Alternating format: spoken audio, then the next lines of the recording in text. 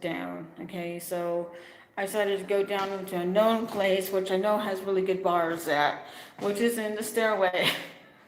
Um, well, my son decided to become homeless willingly.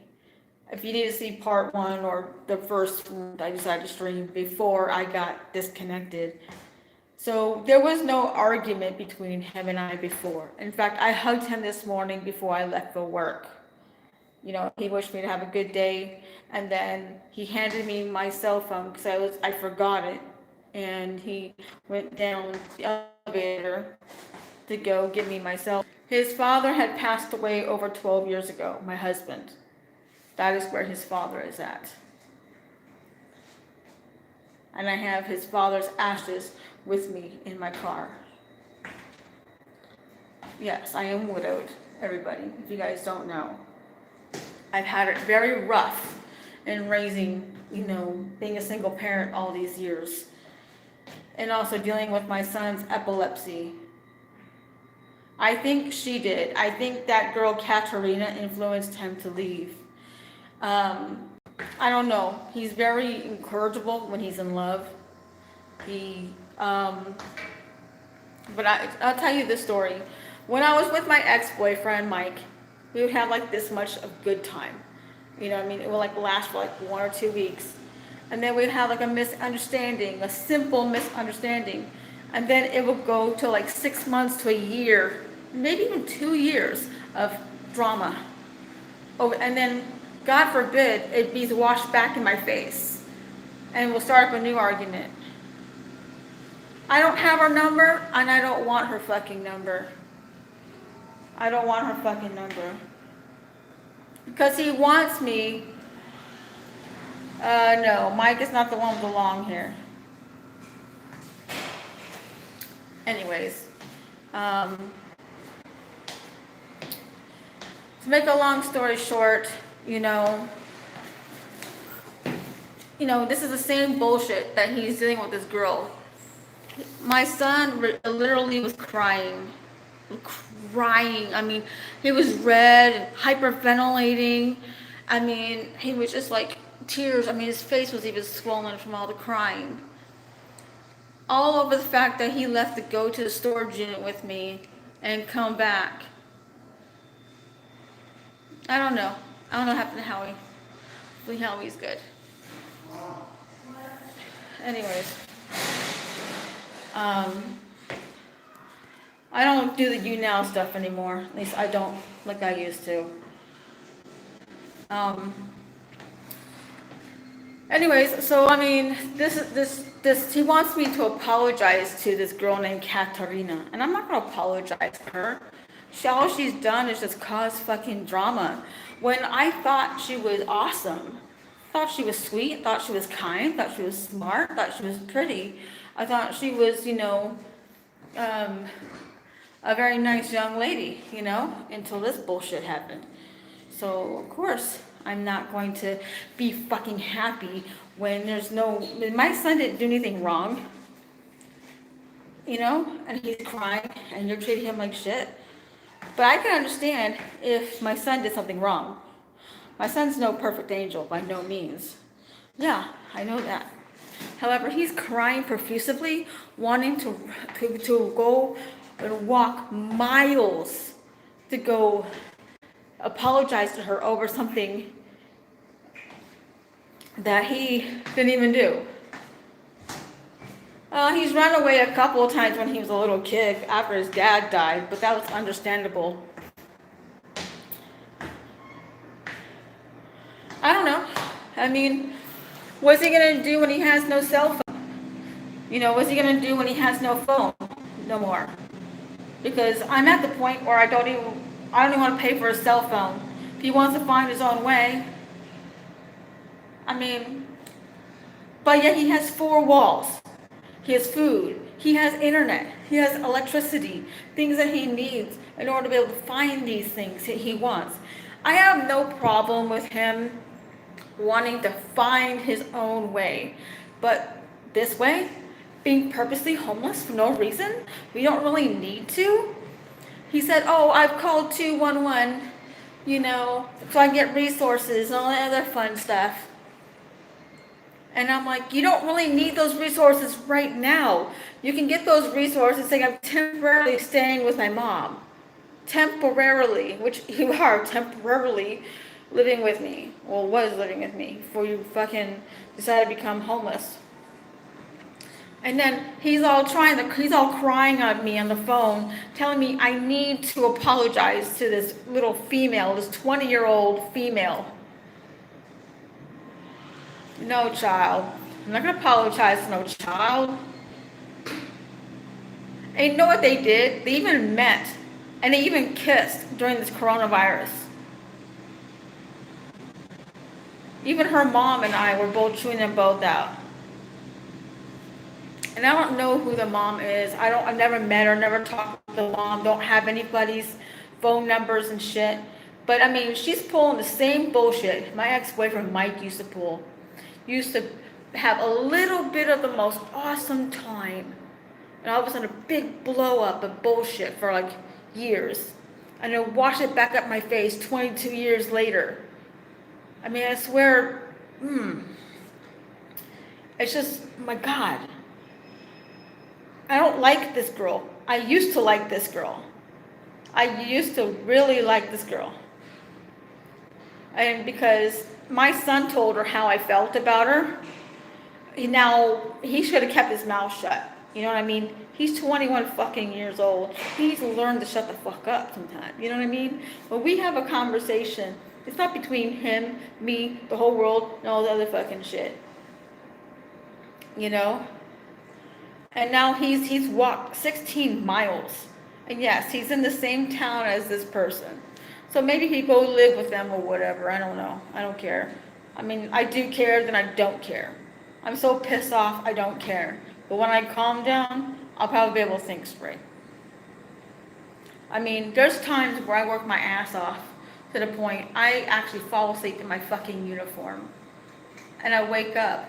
Why did I not get into pajamas? Or why did I not get changed? Or why didn't I take a shower? Why didn't I eat? You know, why am I so thirsty when I wake up in the morning, you know? And I'm working my ass off for this person who's like pretty much pissing in my face right now over this. He needs to find his own way. It was like all of a sudden, out of the blue, this was completely unexpected. I didn't expect this. All I got was an I love you, Mom hug, and, you know, I'll see you when you get home. He told me, Mom, I'll see you when you get home. And wherever we're living at is home, I told him. It could be living in a hotel over here, a hotel over there, you know. And he left me with his guinea pig. He actually abandoned his fucking guinea pig the same way one of his ex-girlfriends named Shirley did with him about this guinea pig. Shirley, his ex-girlfriend, dropped off this guinea pig off at our old house before my father passed away. And so she didn't want to take care of it no more. And then her father, who was an asshole, tried coming back to go saying we stole the guinea pig. And so we just gave back the guinea pig, and then Shirley gave it back to us. And then my son said, no, I don't want it. So he gave it back to her, and she took it. And then my son was at an internship, and she just left it there for him to grab. And now my son's doing the same shit with me with the guinea pig. Not that I hate the guinea pig. There's just a lot of memories are with this guinea pig. Now I'm left taking care of his responsibility. Here I am taking care of his responsibility. You know? I got more shit to deal with now. You know? Is that really fucking fair? I mean, it's not really fair. I tried offering him. I said, hey, you want me to come pick you up wherever you are? I mean, I'm willing to come fucking wash this under the fucking rug. I was willing to fucking come and pick him up. I didn't care if it was 16 miles or 3,000 miles. I was willing to come fucking pick him up. You know, I'm happy he took his meds, but he took his cell phone and his charger and his spare backup charger thing. And I mean, but how long is that going to last? How long is that going to last? When is he going to realize when he's hungry? And he's going to have to beg for money. He's going to have to lower himself and beg for money. And he's called 211 and they gave him some resources and all that other fun shit. But they want him to be homeless, for them to offer him anything. What kind of fucking program is this? What kind of fucking program? You call 211 and you need fucking resources and they want you to be fucking homeless before they fucking help you, and not help you while you're living in a fucking hotel trying to fucking make ends meet and shit. I've called 211 a few times before, you know what I mean? Oh, and by the way, the Starbucks don't let you in. They don't let you sit in Starbucks. This is coronavirus, everybody. Did you guys forget? This is coronavirus. You can't sit in a place. You cannot go in and sit in at this moment. You can't just sit and chill. They'll give you free water but make you leave. It's only pick up or to go, and that's it. There's no charging your phone at a Starbucks. There's no whatever like that. Not like it was before the coronavirus. It's all fantasy land. No. And then, like I said, I am willing to come pick him up so he can do what he needs to do if he wants to get out. I have no problem with him getting on with his life or moving on with his life or moving out or whatever, but I want him to do it while he has four walls. No, he said he's going to be out living on his own tonight, and he'll contact me in 2-3 days. Like I said, I have no fucking problem with him, like moving on with his life. I have no problem with it. I have a problem with the way he's going about it. I have a problem with that. Imagine getting a hug from your son or your daughter and you going to work. And then you pull in not 8 hours, not 9 hours, 9.5 hours.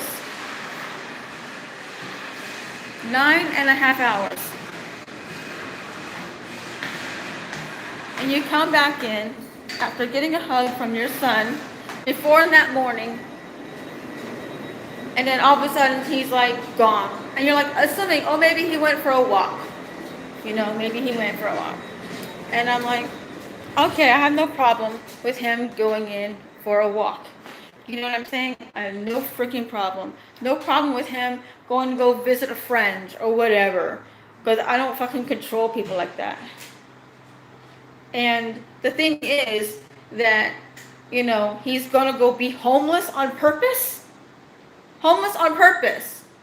What the fuck is wrong with 211 telling him that he has to be freaking away from, shelter and food, and someone is giving him his mail so he can get disability? He's this close to getting disability, guys. He's this close. He's about to undo his mail. I will have no communication with him via the phone no more. Because if he decides that he wants to be truly on his own, he can pay for his own fucking phone. I mean, what is this point? You know what I mean? Then he has the fucking nerve to tell me I failed him? No, boy, I did not fucking fail you. You failed me.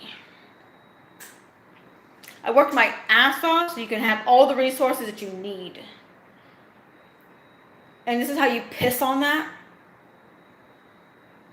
Seriously? I worked my ass off for us to not be homeless. I've been looking at apartments and shit, and fucking for all three of us, and a guinea pig.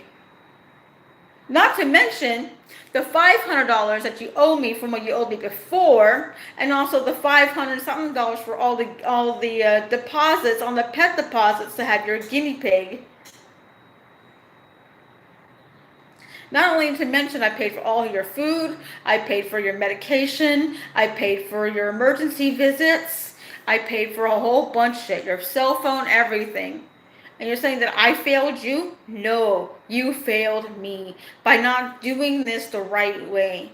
You're doing yourself a fucking disservice, a fucking disjustice all the way around Because you could be having four walls and then fucking decide and then get your resources in order and then be able to have your other stuff going on for you. I worked my ass off for us to not be homeless, to have fucking four walls.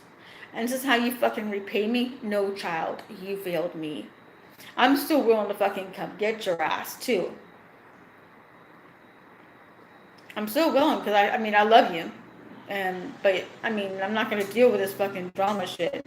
Like every time I turn around, there's some fucking drama with you. Every time you get into a relationship with somebody, and this girl Katrina, no, I'm not gonna apologize to her. Fuck that. I don't need that shit. No. Imagine this, guys. Imagine this. Just sit there and imagine. You watch your son or daughter have the most pleasant conversation they've ever had in their entire life with the person that they feel like they're falling in love with. And you see the joy in your child's face, them laughing, talking cordially, even after they get off the phone, they're happy, they're singing, you know what I mean? And I'm like so happy to watch them be in love. And all of a sudden, we have to go run some errands, go to the storage unit, go put some more stuff away. Come back, she blocked him. Come back, and that person blocks your child's, and I swear I would not get involved in a relationship with my son. And I try not to, unless my son's like, really, crying and pissed off or hurt or something. But there's a certain level of that until I'll jump in. All of a sudden, she's making him feel like he did something wrong.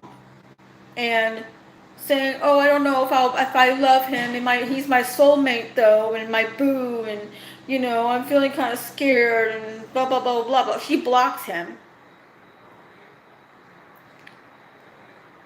And then people are jumping in the chat, her family, and then she finally, I tried telling her some positive things and stuff, and then all of a sudden she decides to they start becoming unblocked and, boyfriend and girlfriend and stuff like that, and everything's fine. And then all of a sudden they decide to break it off, which, is fine. It's their relationship. They could do what the fuck that they want with it. However, it's this whole, they're friends again, and then all of a sudden he's telling her how I feel. Yes, I feel like this is just exactly like my ex-boyfriend Mike. We'd go to a small amount of good, amazing relationship. So sweet, so awesome. But all of a sudden, boom, a shit ton, years of fucking drama, and it's the same cycle. She's got the same emotional problems as my ex Mike, has, with the anxiety, with the failure to commit, with the, the scared. All of a sudden they feel like they're getting close with you, then all of a sudden they try to finding shit wrong with you, so they feel justified when they fight with you, type thing. Kind of like what women usually do. Sorry, women. Sorry, ladies. We do that. But I'm saying, she's doing the same thing. And the same fucking pattern. And I was telling my son, nip it in the butt. You can still be her friend, but don't go back into a relationship with her. But I love her, I love you stuff. Like, oh God. Where did I fail him? If I feel like a failure of a woman of what he's looking for, you know what I mean? If he usually boys mimic what their mothers are, and it makes me feel like I fucking failed.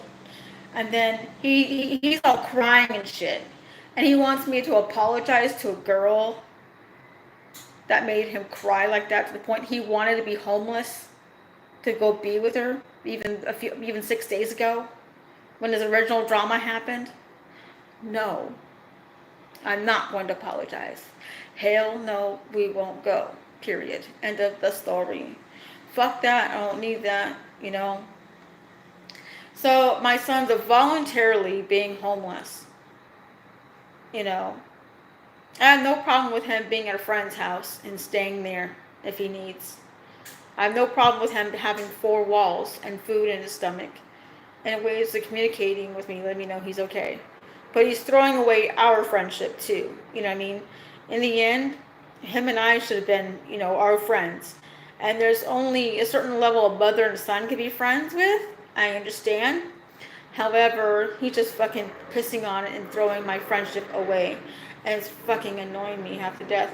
I have no problem. One day he'll leave his father and mother and cleave to his wife or cleave to his girlfriend or whatever it is. I understand that. I'm mentally and emotionally prepared for that mostly. However, right now the way he's going about this shit is fucking wrong. Wrong. Completely wrong. And I just pulled a fucking 9.5-hour work day. I literally scrubbed 80 something fucking drains because our vice president or or the owner of all of the stores that I work for is coming to our store. So you can imagine that I'm fucking tired and exhausted, and I come back and then there's no sun here, and that is it. And then there was no argument between my mom and Saya. Usually they argue and fight quite a bit. They argue over little little things, but there was no argument and shit this time. They haven't argued really in like the past 3 or 4 days, which is phenomenal. And now he's pulling this shit.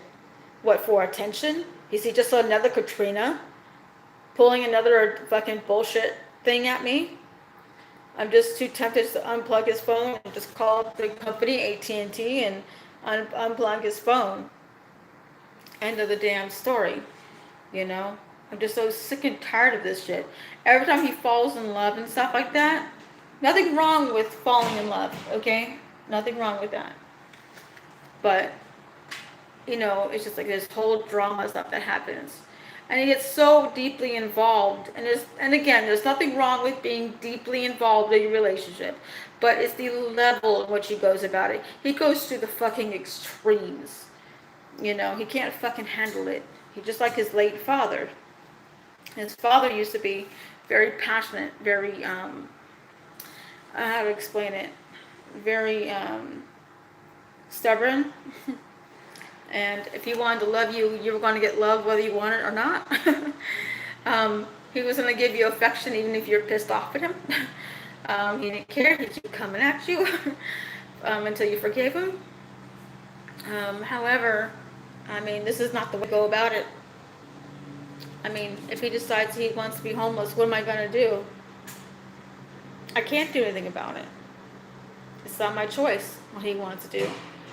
But he's going to do this over this female. And he wants me to apologize to this female that treated him like shit. He wants me to apologize to her for treating him like shit. Where's that logic? Where's the logic?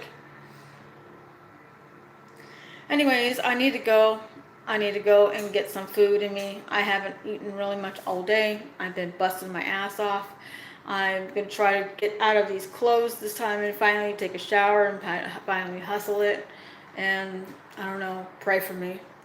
Anyways. See you later.